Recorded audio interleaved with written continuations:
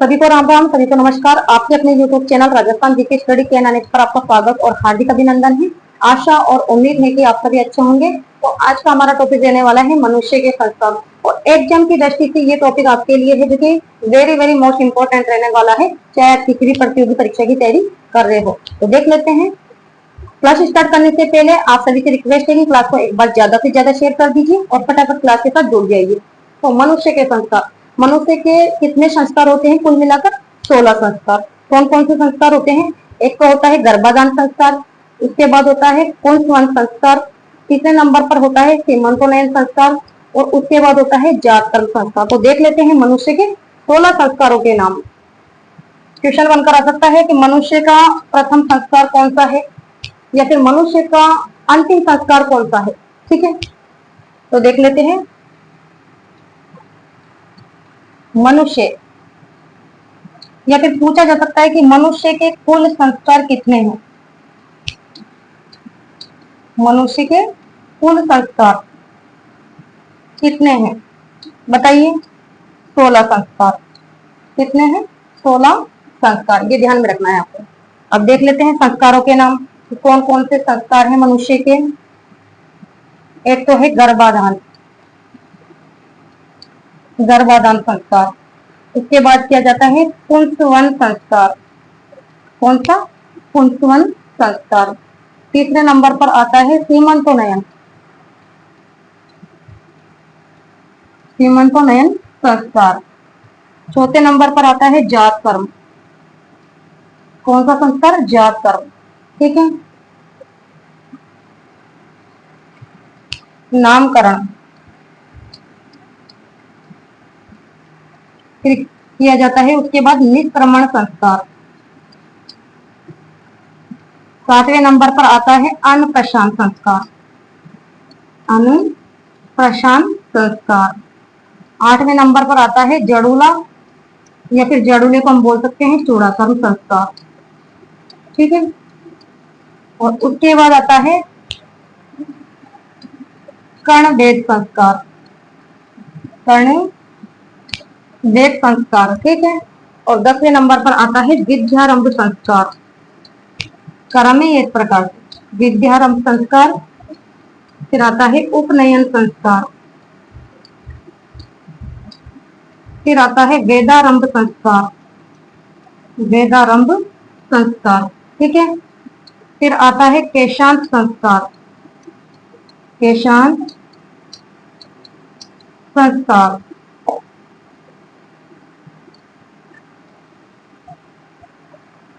इसके बाद देख लेते हैं और कौन सा संस्कार आता है मनुष्य का। यहाँ देख लेते हैं, यहाँ देख लेते हैं। ठीक है। केशांत के बाद कौन सा संस्कार आता है? समावर्तन संस्कार, जिसमें क्या होता है? विद्या की समाप्ति कर घर लौटा जाता है। ठीक है। और 15वें नंबर पर आता है फिर पाणी ग्रहण संस्कार। पाणी ग्रहण बोल दो या फिर विवाह बोल दो। ठीक है। और 16वें नंबर पर आता है अंत्येष्टि। ठीक है। इस प्रकार से ये मनुष्य के कितने संस्कार हो गए? 16 संस्कार। तो नाम भी याद होने चाहिए कि कौन कौन से संस्कार है मनुष्य के। 16 कुल संस्कार 16 हैं। और कौन कौन से संस्कार है? गर्भाधान मनुष्य का प्रथम संस्कार होता है और अंत्येष्टि मनुष्य का अंतिम संस्कार होता है। ठीक है। जो ये गर्भाधान है ये प्रथम संस्कार है। प्रथम प्रथम संस्कार का नाम भी आपको पूछा जा सकता है कि मनुष्य का प्रथम संस्कार है तो गर्भाधान और मनुष्य का अंतिम संस्कार है तो अंत्येष्टि। अंतिम संस्कार का नाम भी आपसे पूछा जा सकता है तो क्या है? अंत्येष्टि। अब देख लेते हैं इन संस्कारों के बारे में डिटेल से पढ़ेंगे। यहाँ पर गर्भाधान, बताइए गर्भाधान संस्कार क्या होता है? ये तो पता है ये मनुष्य का प्रथम संस्कार है, लेकिन इसमें क्या होता है कि बालक के गर्भ में आने के बाद ये संस्कार किया जाता है। कब किया जाता है? बालक के गर्भ में आने के बाद। मनुष्य का प्रथम संस्कार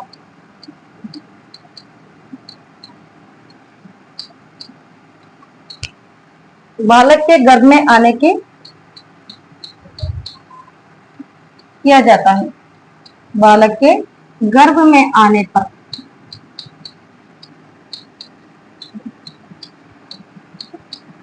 पर किया जाता है। इसे कहते हैं क्या? गर्भाधान संस्कार। ठीक है, मनुष्य का प्रथम संस्कार होता है और बालक के गर्भ में आने पर यह संस्कार किया जाता है, गर्भाधान संस्कार। दूसरे नंबर पर है पुंसवन संस्कार।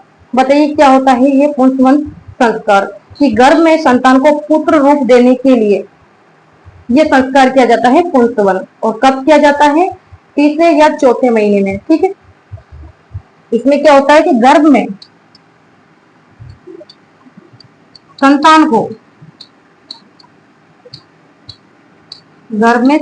पुत्र रूप देने के लिए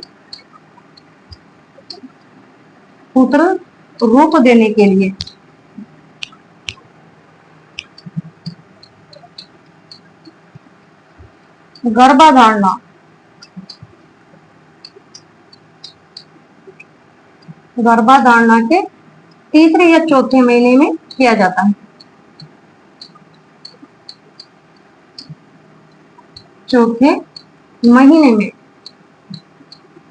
किया जाता है। क्वेश्चन बनकर आ सकता है यहाँ पे। क्वेश्चन को इस प्रकार से पूछा जा सकता है, कैसे? कि गर्भ में संतान को पुत्र रूप देने के लिए कौन सा संस्कार किया जाता है? तो आपको ध्यान में रखना है पुंसवन संस्कार।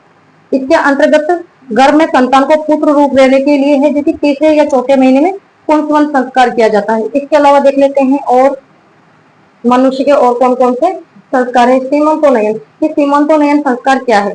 कि गर्भवती स्त्री को अमंगलकारी शक्तियों से बचाने हेतु यह संस्कार किया जाता है। और कब किया जाता है ये किया जाता है छठे या सातवें महीने में। ठीक है, गर्भाधारणा के छठे या सातवें महीने में किया जाने वाला संस्कार है सीमंतोन्नयन।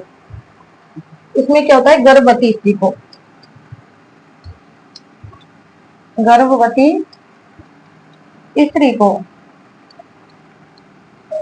अमंगलकारी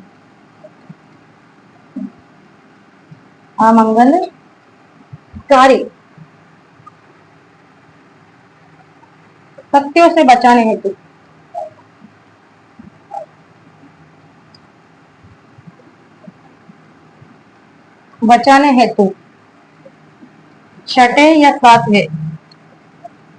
छठे या सातवें महीने में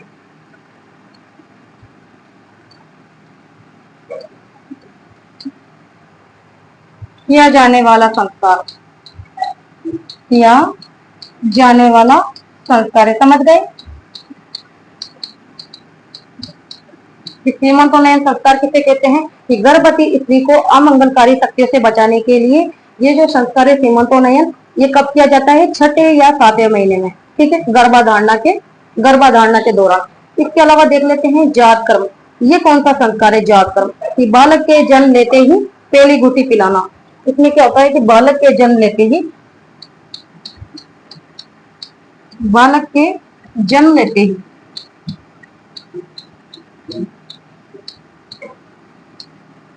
एक घूंटी पिलाई जाती है।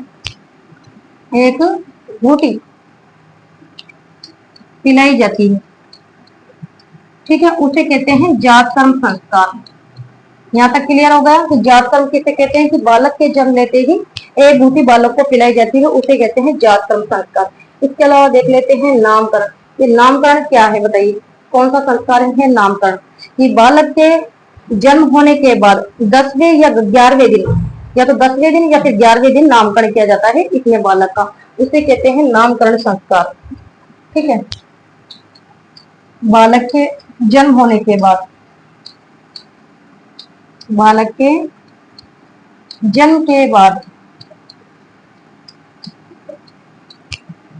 10वें या 11वें दिन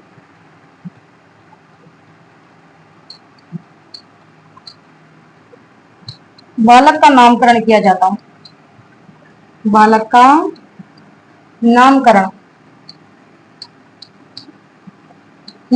है। यहाँ तो नाम से स्पष्ट हो रहा है कि नामकरण संस्कार। ठीक है, इसमें बालक का जन्म होने के बाद 10वें या 11वें दिन बालक का क्या कर दिया जाता है? नामकरण कर दिया जाता है। इसे कहते हैं नामकरण संस्कार। इसके अलावा निष्क्रमण संस्कार। ये कौन सा संस्कार है? कि बालक के जन्म होने के बाद 2 या 3 महीने बाद है जैसे पहली बार घर से बाहर निकलना, तो इसे कहते हैं निष्क्रमण संस्कार। जब बालक का जन्म हो जाता है, यानी बालक के जन्म होने के बाद, बालक के जन्म होने के बाद 2 या 3 महीने बाद, 2 या 3 महीने बाद पहली बार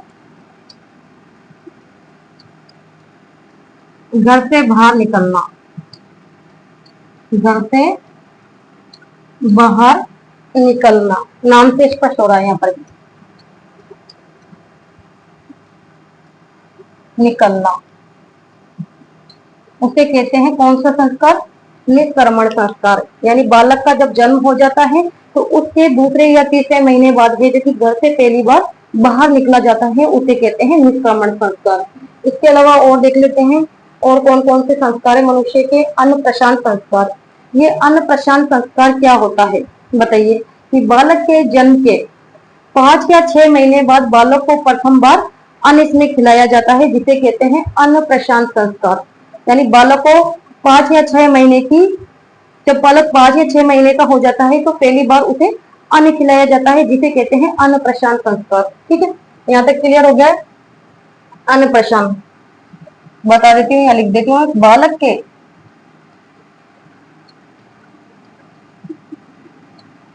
बालक के जन्म के बाद,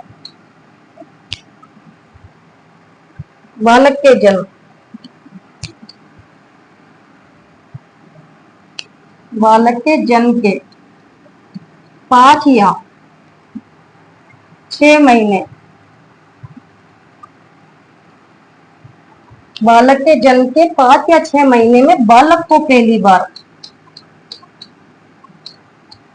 बालक को पहली बार अन्न खिलाना। ठीक है, इसे कहते हैं अन्नप्राशन संस्कार। यानी बालक जब 5-6 महीने का हो जाता है तो उसे पहली बार क्या खिलाया जाता है? अन्न खिलाया जाता है, जिसे कहते हैं अन्नप्राशन संस्कार। इसके अलावा है चूड़ाकर्म या जड़ूला। ये चूड़ाकर्म भी बोल सकते हैं, चाहे इसे बोल दो जड़ूला। आप सभी जानते हैं कि जड़ूला किसे कहते हैं? जिसमें बालक का प्रथम बार मुंडन किया जाता है उसे कहते हैं जड़ूला। ठीक है, तो ये बालक के जन्म के 2 या 3 वर्ष बाद कर दिया जाता है। इसे चूड़ाकर्म भी बोल सकते हैं या फिर बोल सकते हैं जड़ूला। यानी इसमें क्या होता है? बालक का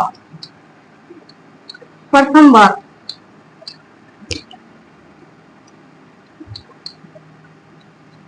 मुंडन किया जाता है। ठीक है, बालक का क्या किया जाता है? प्रथम बार मुंडन किया जाता है। और जन्म के कितने दिन बाद किया जाता है?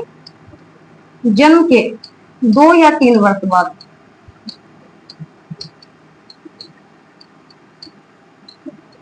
ये संस्कार किया जाता है। कौन सा संस्कार? जड़ूला। यहाँ तक क्लियर हो गया कि जड़ूला किसे कहते हैं? इसमें बालक का सर्वप्रथम मुंडन किया जाता है। बालक के जन्म के 2 या 3 वर्ष के बाद ये संस्कार कर दिया जाता है। इसे कहते हैं चूड़ाकर्म या जड़ूला। ठीक है, इसके अलावा और कौन से संस्कार है मनुष्य के? कर्णवेध संस्कार। इसमें क्या होता है कि बालक जब 5-6 साल का होता है तो उसके कानों को क्या किया जाता है? छेदा जाता है, यानी कानों को बीगा जाता है, तो इसे कहते हैं कर्णवेध संस्कार। ये कब किया जाता है? जब बालक 5 या 6 वर्ष का हो जाता है। बालक का 5 या 6 वर्ष होने तक, बालक के 5 या 6 वर्ष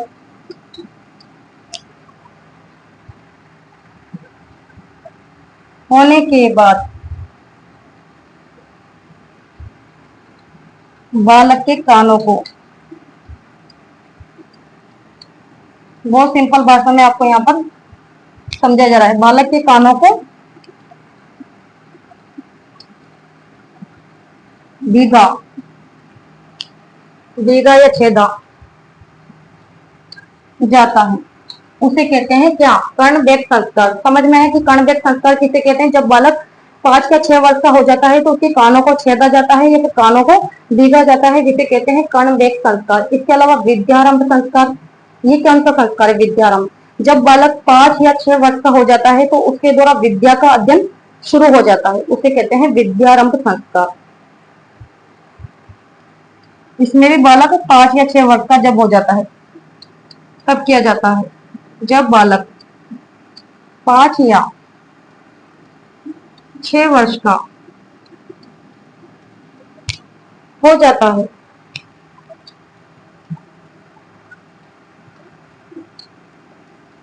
तो विद्या अध्ययन शुरू, तो विद्या अध्ययन शुरू हो जाता है।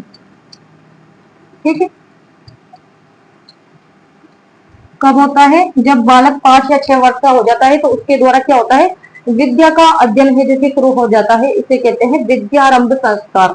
ठीक है, इसके अलावा और उपनयन संस्कार। बताइए उपनयन संस्कार क्या होता है। आप जानते हो कि जो उपनयन संस्कार होता है इसे जनेऊ संस्कार भी कह सकते हैं या फिर यज्ञोपवीत भी कह सकते हैं। कई बार यहाँ से क्वेश्चन पूछा जाता है। जनेऊ, उपनयन संस्कार को जनेऊ संस्कार या फिर यज्ञोपवीत इसके नाम से भी जाना जाता है। इसमें क्या होता है कि बालक के द्वारा जनेऊ धारण की जाती है। इसमें बालक को गुरु के पास ले जाया जाता है, गुरु के पास ले जाया जाता है। बालक के द्वारा जनेऊ धारण की जाती है। उसके बाद बालक के द्वारा जनेऊ धारण धारण की जाती है। गुरु द्वारा ज्ञान दिया जाता है, गुरु द्वारा ज्ञान दिया जाता है। समझ में आया यहाँ तक। इसे कहते हैं कौन सा संस्कार, उपनयन संस्कार, जिसमें बालक को गुरु के पास ले जाया जाता है और बालक के द्वारा जनेऊ धारण की जाती है और गुरु के द्वारा ज्ञान दिया जाता है, उसे कहते हैं उपनयन संस्कार। इसके अलावा वेदारंभ संस्कार, इसमें क्या होता है कि मनुष्य के द्वारा वेदों का अध्ययन शुरू हो जाता है। ठीक है, इसे कहते हैं वेदारंभ संस्कार कि मनुष्य द्वारा, मनुष्य इसमें वेदों का अध्ययन शुरू कर देता है, वेदों का अध्ययन शुरू कर देता है। नाम से स्पष्ट हो रहा है यहाँ पर कि वेदारंभ संस्कार, यानी इसमें क्या होता है कि मनुष्य के द्वारा जो वेद होते हैं उसका अध्ययन वे शुरू कर देता है, इसे कहते हैं वेदारंभ संस्कार। इसके अलावा और देख लेते हैं केशांत संस्कार। बताइए केशांत संस्कार क्या होता है, क्या होता है ये केशांत संस्कार। पहली बार दाढ़ी व मूछों का आना। ठीक है, पहली बार दाढ़ी या मूछों का आना, इसे कहते हैं केशांत संस्कार। इसमें क्या होता है कि पहली बार दाढ़ी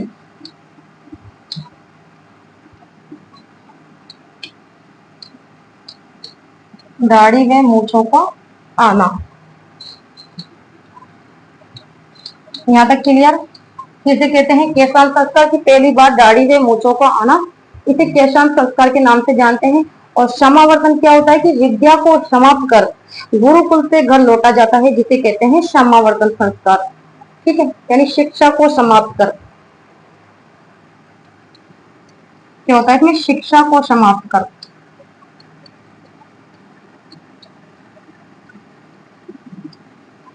शिक्षा को समाप्त कर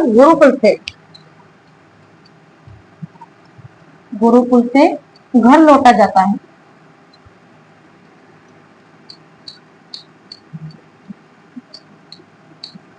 कई बार क्वेश्चन यहाँ से बनकर आता है कि समावर्तन संस्कार किसे कहते हैं। कि शिक्षा को समाप्त कर गुरुकुल से घर की ओर लौटा जाता है, जिसे कहते हैं समावर्तन संस्कार। इसके अलावा पाणी ग्रहण, पाणी ग्रहण या फिर पाणी ग्रहण को बोल सकते हैं विवाह। तो ये क्या होता है कि अग्नि के समक्ष 7 फेरे लेना, 7 वचन देना, ठीक है, इसे ही पाणी ग्रहण के नाम से जाना जाता है, यानी विवाह के बंधन में बंधना, ठीक है। क्या होता है ये? अग्नि के समक्ष,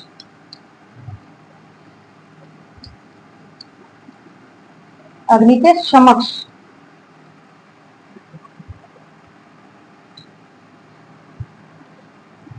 अग्नि के समक्ष 7 फेरे लेना, 7 फेरे, और एक दूसरे को 7 वचन देना।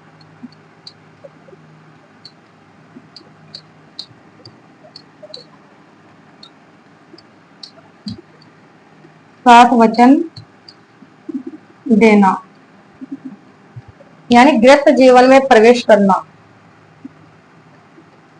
गृहस्थ जीवन में प्रवेश करना बोल सकते हैं इसे,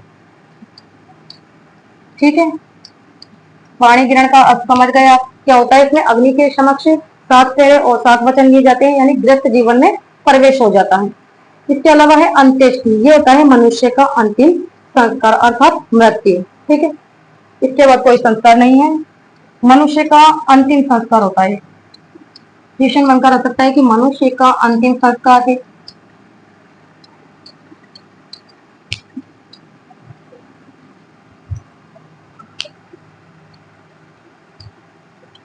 अर्थात मृत्यु,